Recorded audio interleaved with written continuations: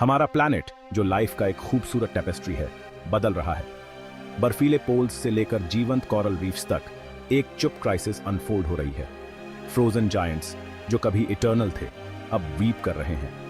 Glacier shrink हो रही हैं और पीछे हट रही हैं। आर्कटिक अलार्मिंग रेट से थॉ हो रहा है। यह अब हो रहा है। धरती का तापमान बढ़ रहा है और इसके कॉन्सिक्वेंसेस डायर हैं। हमारे महासागरों का वेरी फैब्रिक रीरिटन हो रहा है। सी लेवल्स ऊपर उठ रहे हैं, जिससे कोस्टल कम्युनिटीज को खतरा है।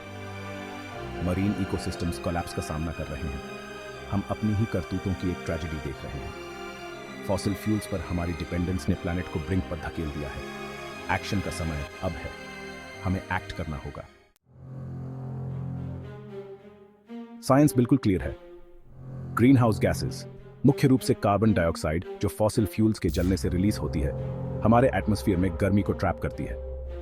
गर्मी की रात में एक ब्लैंकेट की तरह यह ट्रैप्ड हीट हमारे प्लैनेट को वार्म करती है। यह वार्मिंग इफेक्ट सबसे ज्यादा पोल्स पर दिखाई देता है। जैसे जैसे तापमान बढ़ता है, बर्फ एक अनप्रेसिडेंटेड रेट से पिघलती है। अर्थ की परिक्रमा करने वाले सैटेलाइट्स इस अलार्मिंग ट्रेंड के विटनेस हैं। स्पेस से ली गई इमेजेस सिकुड़ते आइस कैप्स और पीछे हटते ग्लेशियर्स को दिखाती हैं, जो हमारे बदलते क्लाइमेट का स्पष्ट एविडेंस है। इसके कॉन्सिक्वेंसेस बहुत फार रीचिंग हैं। मेल्टिंग आइस बढ़ते सी लेवल्स में कंट्रीब्यूट करता है, जिससे कोस्टल पॉपुलेशंस और इकोसिस्टम्स को खतरा है। फ्रेश वाटर का इन्फ्लक्स ओशन करंट्स को डिसरप्ट करता है, जिसका असर पूरी दुनिया में वेदर पैटर्न्स पर पड़ता है। हमने अपने प्लैनेट के डेलिकेट बैलेंस को बिगाड़ दिया है और इसके कॉन्सिक्वेंसेस अभी बस अनफोल्ड होना शुरू हुए हैं। जैसे जैसे बर्फ पिघलती है, पानी हमारे ओशंस में बहता है, जिससे सी लेवल्स बढ़ते हैं।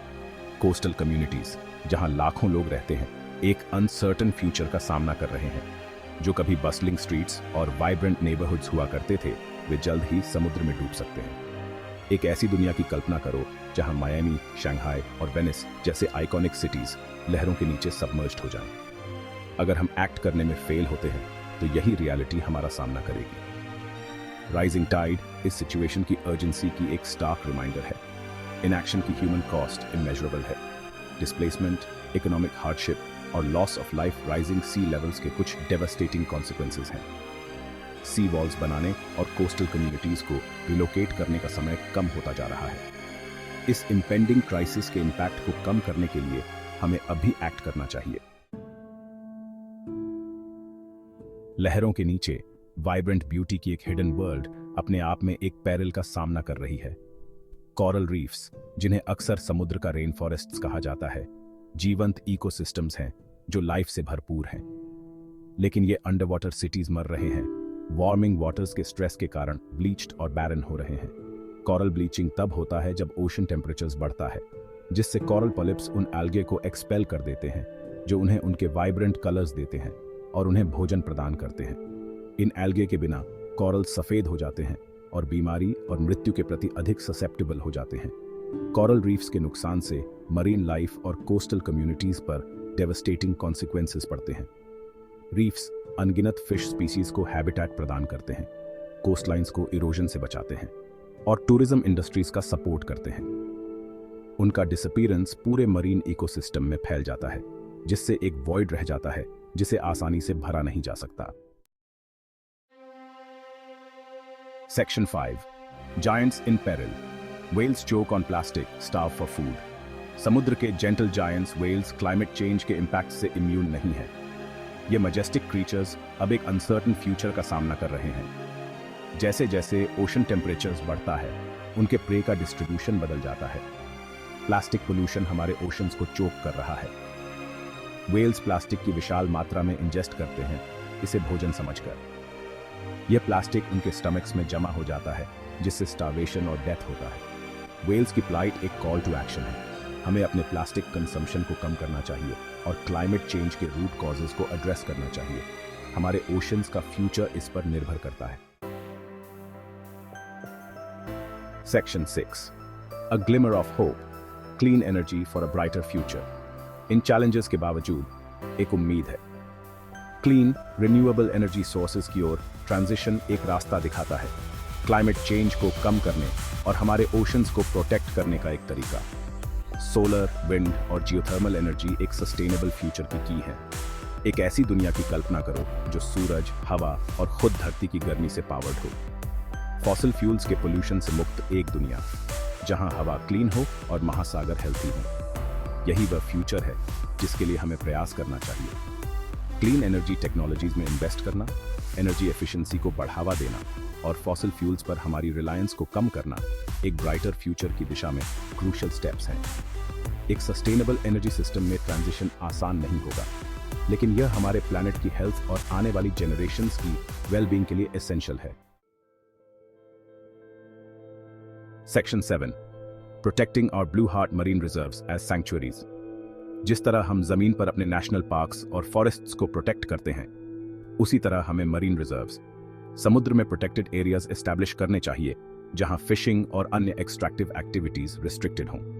ये सैंक्चुअरीज मरीन लाइफ को थ्राइव करने के लिए सेफ हेवन्स प्रदान करते हैं, जिससे इकोसिस्टम्स रिकवर और रीबिल्ड कर सकें। लाइफ से भरपूर विशाल अंडर वाटर पार्क्स की कल्पना करो, जहां फिश पॉपुलेशंस रिबाउंड हों, कोरल रीफ्स फ्लरिश हों और समुद्र का डेलिकेट बैलेंस रिस्टोर हो। मरीन रिजर्व्स आशा की एक किरण प्रदान करते हैं जो कॉन्जर्वेशन की पावर का प्रमाण है। मरीन रिजर्व्स के नेटवर्क्स को एस्टैब्लिश करके हम बायोडाइवर्सिटी को प्रोटेक्ट कर सकते हैं, क्रिटिकल हैबिटेट्स को सेफगार्ड कर सकते हैं और अपने ओशंस की लॉन्ग टर्म हेल्थ सुनिश्चित कर सकते हैं।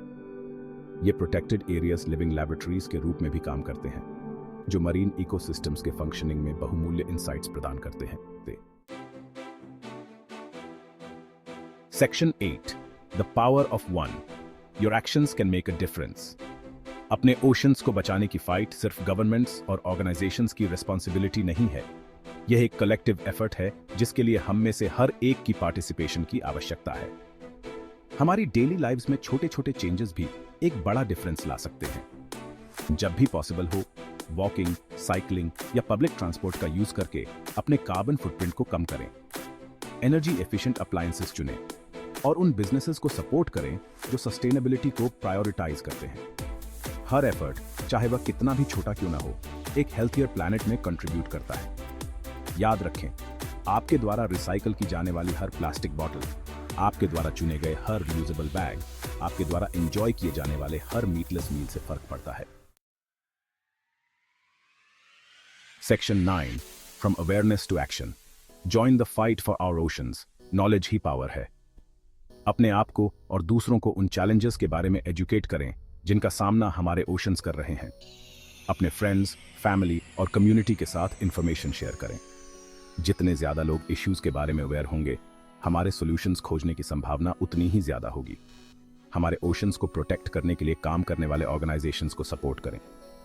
Volunteer your time, donate to a cause you believe in और simply spread the word. Collective action change लाने और हमारे ब्लू प्लैनेट के लिए एक ब्राइटर फ्यूचर बनाने के लिए एसेंशियल है। याद रखें, आपकी आवाज मायने रखती है। अपने इलेक्टेड ऑफिशियल्स से कांटेक्ट करें और उनसे पॉलिसीज का सपोर्ट करने का आग्रह करें जो हमारे ओशंस को प्रोटेक्ट करते हैं और क्लाइमेट चेंज को एड्रेस करते हैं। टुगेदर हम एक डिफरेंस ला सकते हैं। Section 10, A Sustainable Future Balancing Progress with Preservation. हम इंटरकनेक्टेड सिस्टम्स की दुनिया में रहते हैं। हमारे ओशंस की हेल्थ हमारे प्लैनेट की हेल्थ और ह्यूमैनिटी की वेलबीइंग के साथ इनएक्सट्रिकेबली लिंक्ड है।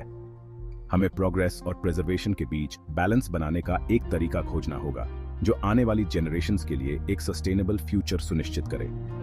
इसके लिए हमारी सोच में एक फंडामेंटल शिफ्ट की आवश्यकता है, एक्सट्रैक्शन और कंजम्पशन की मानसिकता से स्टुअर्डशिप और कंजर्वेशन की मानसिकता की ओर। हमें नेचर के साथ हार्मनी में रहना सीखना चाहिए, यह समझते हुए कि हम लाइफ के एक डेलिकेट वेब का हिस्सा हैं। फिशिंग, एग्रीकल्चर और इंडस्ट्री में सस्टेनेबल प्रैक्टिसेस एसेंशियल हैं। हमें सिंगल यूज प्लास्टिक्स पर अपनी रिलायंस कम करनी चाहिए, रिस्पॉन्सिबल वेस्ट मैनेजमेंट को बढ़ावा देना चाहिए और ऐसी इनोवेटिव टेक्नोलॉजीज में इन्वेस्ट करना चाहिए जो एनवायरनमेंट पर हमारे इम्पैक्ट को कम करें। Section 11, our legacy, our choice, a plea for the blue planet. हम एक क्रॉसरोड्स पर खड़े हैं। आज हम जो चॉइसेस करते हैं वे हमारे ओशंस के फेट और हमारे प्लैनेट के फ्यूचर को तय करेंगे। हमारे पास वह जनरेशन बनने की पावर है जिसने क्लाइमेट चेंज और ओशन डिग्रेडेशन के खिलाफ टाइड को मोड़ दिया। आइए हम आशा, एक्शन और सस्टेनेबिलिटी का रास्ता चुनें। आइए हम वॉइसलेस के लिए आवाज बने, अपने ब्लू प्लैनेट के स्टूवर्ड्स बने। कंप्लेसेंसी का समय समाप्त हो गया है, एक्शन का समय अब है। आइए हमारी लेगेसी रिस्पॉन्सिबिलिटी की हो, नेचुरल वर्ल्ड के प्रति रिस्पेक्ट की हो और आने वाली जनरेशंस के लिए अपने ओशंस की ब्यूटी और वंडर को प्रिजर्व करने की अनवेवरिंग कमिटमेंट की हो। हमारे ब्लू प्लैनेट का फ्यूचर हमारे हाथ में है। आइए हम वाइजली चूज करें।